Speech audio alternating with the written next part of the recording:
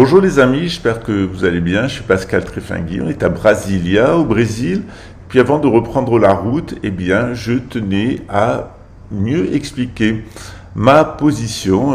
Certaines personnes ne comprennent pas ma position sur Israël, sur le bouddhisme et sur l'islam. Comment est-ce qu'on peut être un bouddhiste dans le cadre de l'islam? Il n'y a rien d'étonnant. C'est une voie plutôt rare. La plupart des bouddhistes sont devenus idolâtres.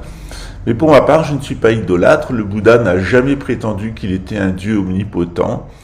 Il s'est consacré plutôt à une autre mission. Qui était-il et quelle était sa place dans l'islam? Et quelle est la place du Bouddha dans l'islam? C'est ce qu'on va voir aujourd'hui.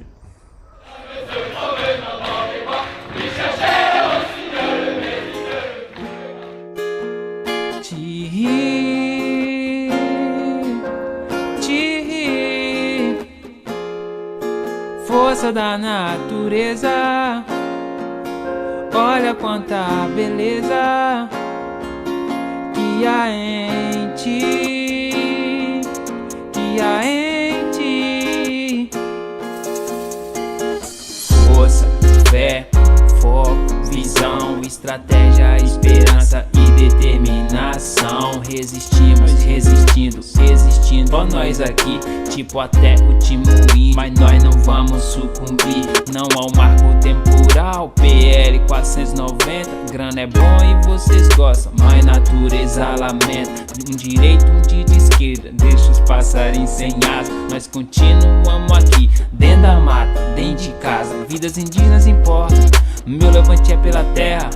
Nós estamos na batalha, queremos vencer a guerra. No ante, Apuangue, no ante, força, Apuangue, esperança, te ri,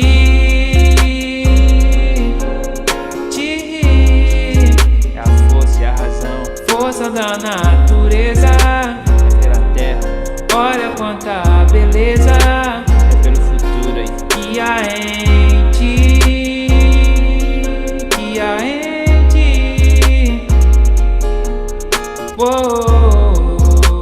muita fé, vamos aí. KF, Isaac na voz, é desse jeito, resistir para existir.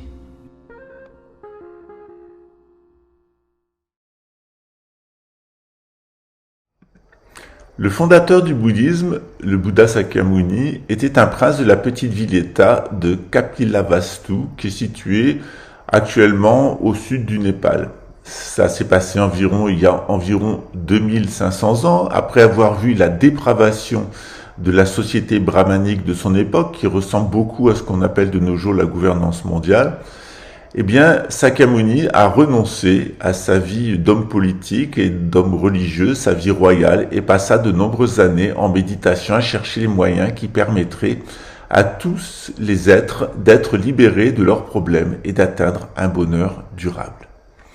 En résultat de sa compassion intense pour les autres et de sa compréhension profonde des choses, Sakyamuni, le Bouddha Sakyamuni, a surmonté toutes ses insuffisances, ses limitations et ses problèmes personnels et a réalisé toutes ses potentialités spirituelles. Et c'est ainsi qu'il est devenu un Bouddha, c'est-à-dire un gnostique, un éveillé, un mercurien. Le Bouddha ne s'est jamais présenté comme un concurrent d'Allah, il ne s'est jamais considéré ni présenté comme un Dieu omnipotent. Il est tout simplement quelqu'un qui s'est éveillé à sa propre nature spirituelle, de telle sorte qu'il puisse œuvrer à aider pleinement les autres et faire la volonté de ce qu'il appelle la nature Bouddha et ce que dans l'islam nous appelons Allah. Le Bouddha Sakyamuni passa ensuite le reste de sa vie à enseigner les techniques d'éveil, de réalisation et de libération qu'il avait découvertes pour que les autres puissent devenir eux-mêmes des Bouddhas pleinement éveillés. Il y a une cinquantaine d'années, l'érudit arabe Amin Abdul Qadir, dans son œuvre Bouddha le Grand, sa vie et sa philosophie, en arabe Bouddha Harakbar Ayatowa Salfasto, postule que le prophète Dhul-Kifil, signifiant celui de Kifil dans le Coran, et dont il est fait mention deux fois, la sourate 85 et la sourate Al-Anbiya et la sourate Sad 48, que le personnage de celui de Kifil, qui était décrit comme quelqu'un de patient et de bon, se réfère bien au Bouddha Sakyamuni. Bien que la plupart des érudits identifient Dhul al-Kifil comme étant le prophète Ézéchiel, Kadir explique que Kifil est la forme arabisée de Kapila, Kapila étant la forme abrégée de Kapilavastu, c'est-à-dire le lieu où est né le Bouddha. Il suggère également que la mention coranique du figuier dans la sourate At-Tin 1.5 se réfère également à Sakyamuni, puisque celui-ci a atteint l'éveil au pied d'un figuier.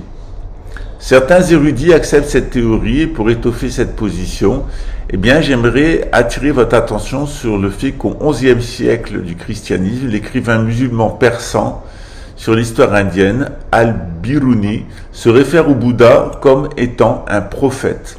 D'autres, écartant ce dernier argument, expliquent qu'Al-Biruni voulait tout simplement dire que les gens en Inde considéraient le Bouddha comme un prophète.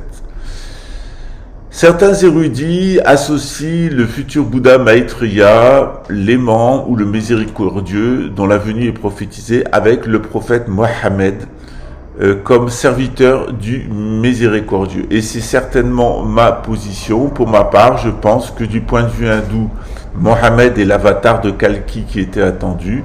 Tous les signes sont là. Et que Mohammed était également le Bouddha Maitreya, le Bouddha de la grande universalité attendu après la venue de Jésus. Quoique les vérités dont le Bouddha a pris conscience sous le figuier ne soient pas décrites comme des révélations, de grands maîtres bouddhistes ont par la suite reçu des révélations de textes sacrés, comme ce fut le cas pour Asanga en Inde au VIe siècle de l'ère commune, qui reçut les révélations directement de Maitreya au ciel de Tushita, le ciel empli de joie. Donc il y aurait eu, ce qui explique le Mahayana, une influence non seulement chrétienne mais islamique dans le bouddhisme. Le Mahayana serait le fruit de la révélation de l'islam à des grands maîtres bouddhistes éveillés directement par le prophète Mohammed, la paix sur lui. Les accomplissements du Bouddha et ses enseignements de technique permettent aux autres d'atteindre les mêmes accomplissements spirituels que le Bouddha. Ils sont connus sous le nom de Dharma, ce qui signifie la loi cosmique ou tout simplement les mesures préventives. Ce sont toutes ces règles à prendre et les méthodes à suivre afin d'éviter de causer de la souffrance à soi-même et aux autres. À partir du IIe siècle après Jésus-Christ, les exposés du Bouddha sur ce sujet, qui avaient été transmis oralement jusqu'alors, ont été mis par écrit sous la forme de textes scripturaux.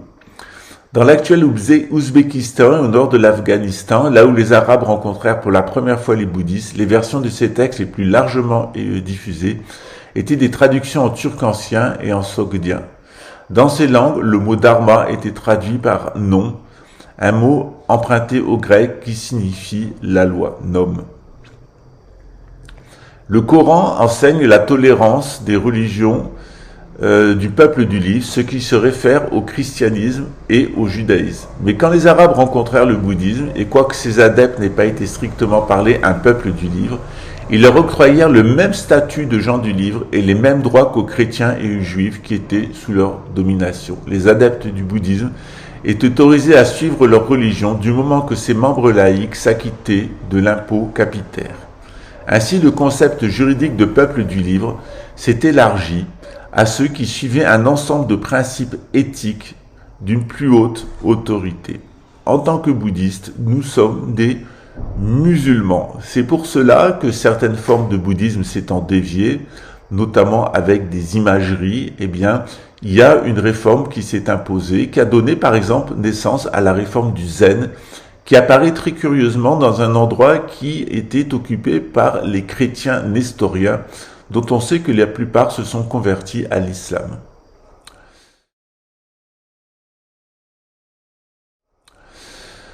Évidemment, c'est une question qui est débattue dans le cadre de l'islam et qui a très peu d'écho dans le cadre du christianisme et dans le cadre de la laïcité.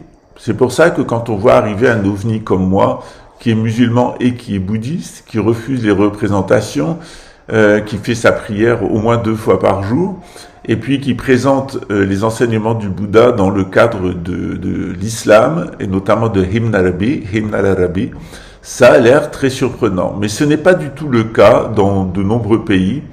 Et on s'aperçoit qu'en réalité, entre les écoles du soufisme et certaines écoles ésotériques de l'Afrique du Nord, et même de la Palestine, eh bien, il y a un lien avec le bouddhisme. Vous savez qu'il y avait un monastère bouddhiste à l'époque de Jésus, près du grand centre essénien de Qumran, et qu'il est fort possible que Jésus lui-même ait séjourné dans un monastère bouddhiste, voire qu'il ait été un moine bouddhiste.